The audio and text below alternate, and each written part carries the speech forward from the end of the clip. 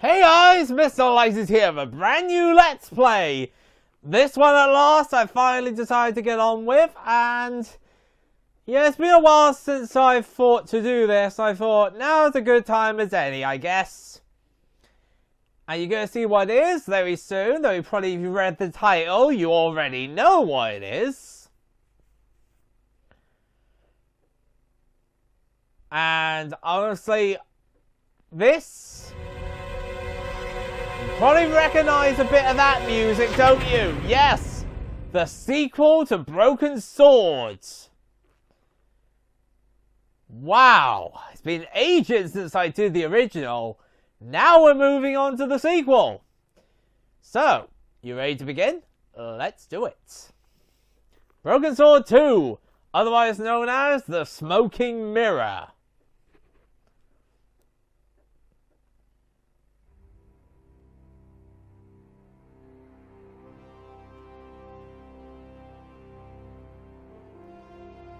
Revolution.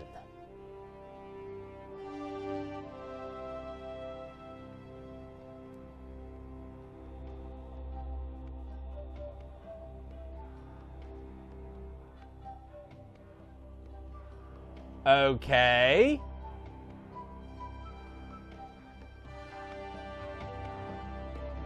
Yeah, that doesn't look ominous at all.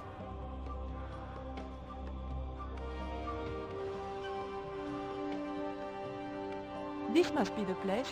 Professor Oubier's house. Looks pretty creepy. I'd been away from Paris and hadn't seen Nico for nearly 6 months. I wanted to celebrate our reunion, but she had other plans. An appointment with an archaeologist. Something to do with a Mayan stone she came across while researching the story.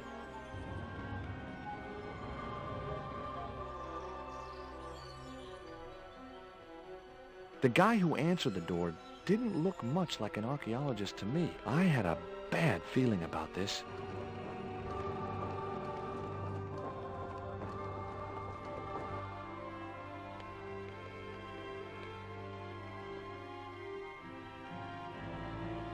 Oh, what the heck?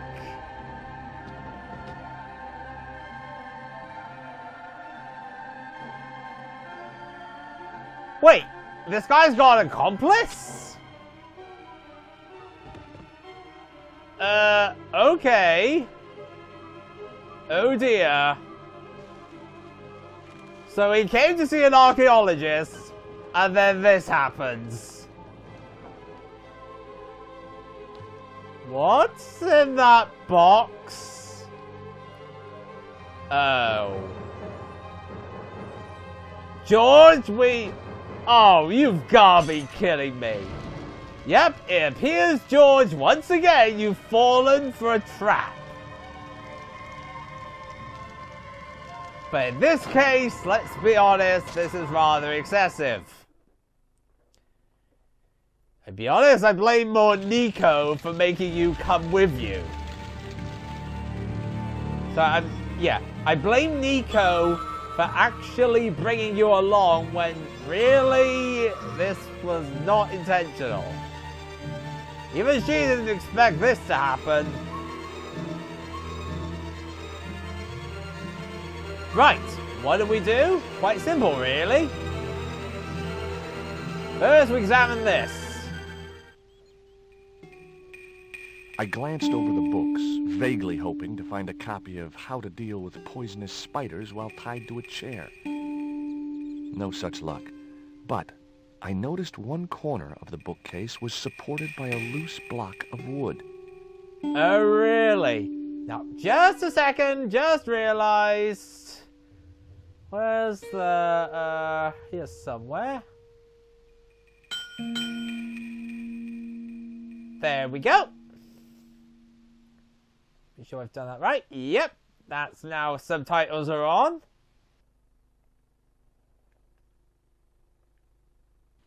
Right, so now that we've examined that, if we look...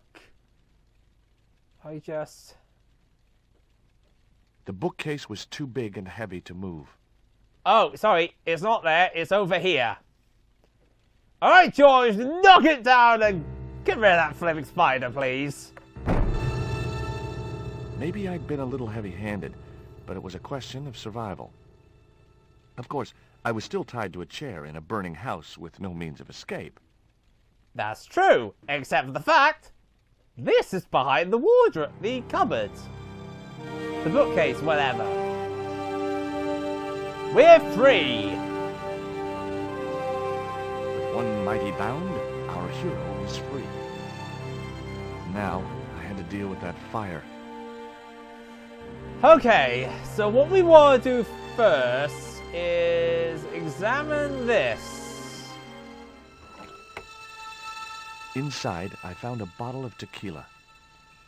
Okay. Normally, I didn't drink strong spirits, but today was far from normal. You sure you want to do this, George? Disgusting. Not only did the tequila burn like hell, I just managed to stop myself from swallowing the worm. So, what we want to do now is literally pick up the There worm. was something short, fleshy, and gross on the carpet. Yeah. It was the worm from the bottle of tequila. Oh, my fib. Also, wait, go back. Oh, go. George, come over here. I want to pick that up. Pick up that thing there. That dart was sharper than a mosquito's business end, but this didn't deter me from getting it anyway. Okay. Nico's handbag.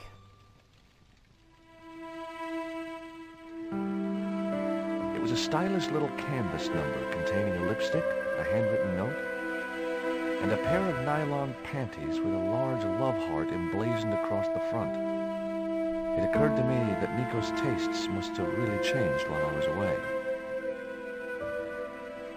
Well, they could be useful. Yep. That's literally what he just said. Right, so next on the to-do list.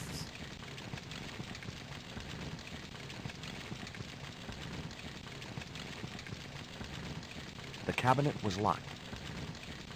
Okay. How do you open a cabinet? With a dart! Wow! Whoa! As I released the lock, something blew the doors open. The heck? Did somebody literally trap the cupboard?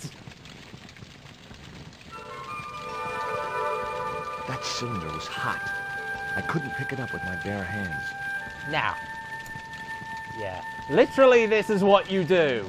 The panties I'd found in Nico's bag were just what I needed to wrap around the hot cylinder. Okay, whatever. We'll go along with it. Okay, we got the cylinder. What do we do with the cylinder? Well, what we want to do first... Let me just check something there. I wasn't going to touch the box after that spider had been inside it. Okay, fair enough. Right, this here, this is what we want.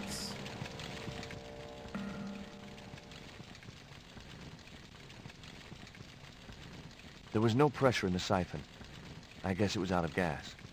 Okay, so that's a bit of a nuisance. But what if we were to use this on it?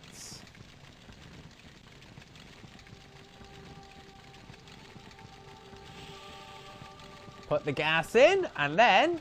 The cylinder gave out a faint hiss as the valve opened. Lovely! That's exactly what we want. Huh? Okay. Now I had one primed up and ready to use extinguisher. So now we use the extinguisher on the fire. Alright, fire in the way of the door. Disappear, please. With a well-aimed squirt of his soda fountain, our unshakable hero saved the day. Now it was time to start looking for Nico. Well, technically, considering what you did in the last game, I suppose you are a hero, technically. I wasn't going to burn myself on that red-hot doorknob. And it wasn't the time for subtlety. So he flipping kicked it open. Okay, I'll go along with it, George. You're crazy at times, but in this case, it makes sense.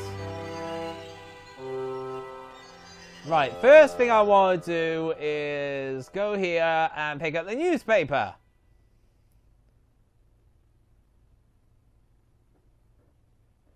I'd found a piece of newspaper folded in two.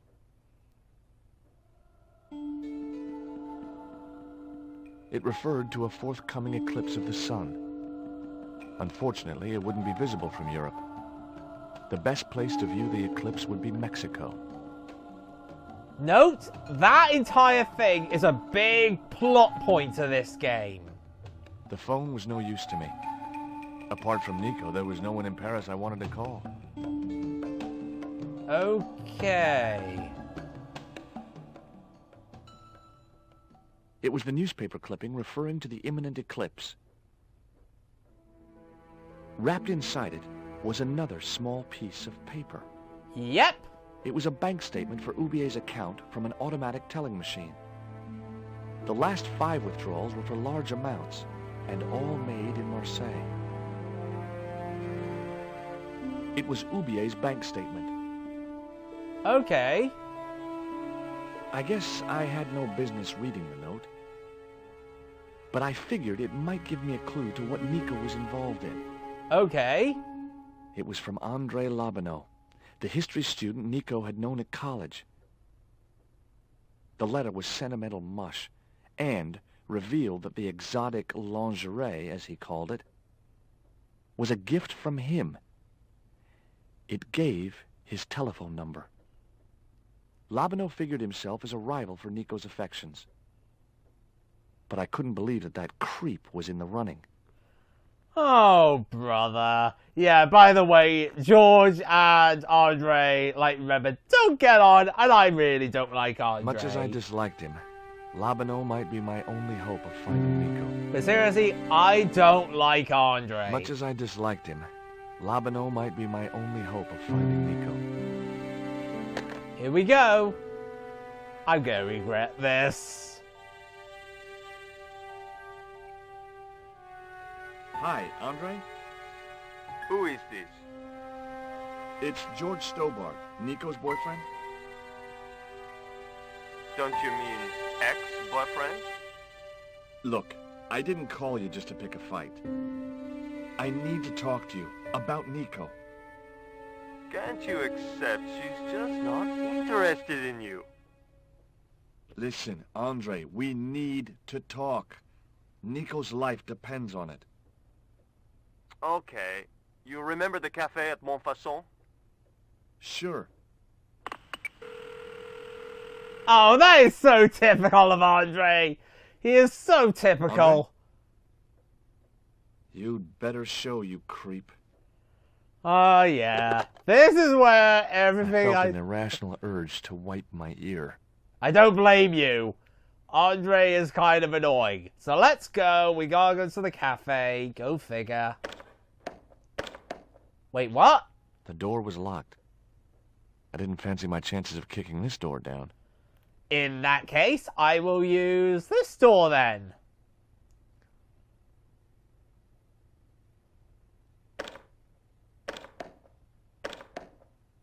It was locked.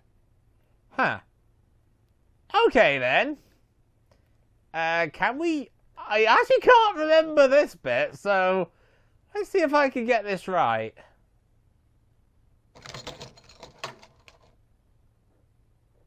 The tiny point was only of use for picking small locks. Okay. Let's see. How am I going to get out of this mess? Hold on a second. I just remembered something. I think I'm missing an item. I've just remembered. I think actually, now that I remember, there is one more item in this room I'm missing.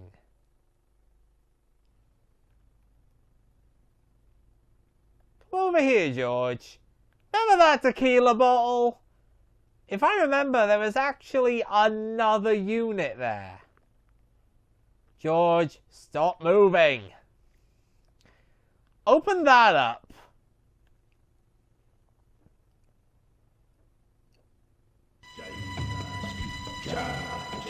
In the drawer was a small decorated pot. What is with this music all of a sudden? That was weird. Oh my god, I didn't want to do that. Go back. Okay, what we want to do now is examine this. Bingo! The pot contained a key. Yeah, that's apparently where the key to the front door was. In the pot. Alright, if you insist. Come on, George. It's time to go and look for Nico wherever she disappeared to. But I'm going to be honest, considering that we've actually managed to solve this bit, I'm going to take a break here. On the next episode, we're going to go to the cafe, meet Andre, and start looking for any clues that will lead us to Nico. So thank you all for watching. I'll see you guys next video.